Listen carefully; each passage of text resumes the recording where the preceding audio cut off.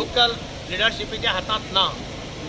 Alliance ज्या टायमार करपाची इच्छा आसा कितें घडटलें हें आमचें केंद्राचें नेतृत्व निर्णय घेतलो योग्य वेळार योग्य निर्णय घेतलो वतलो हाची आमकां खात्री आसा.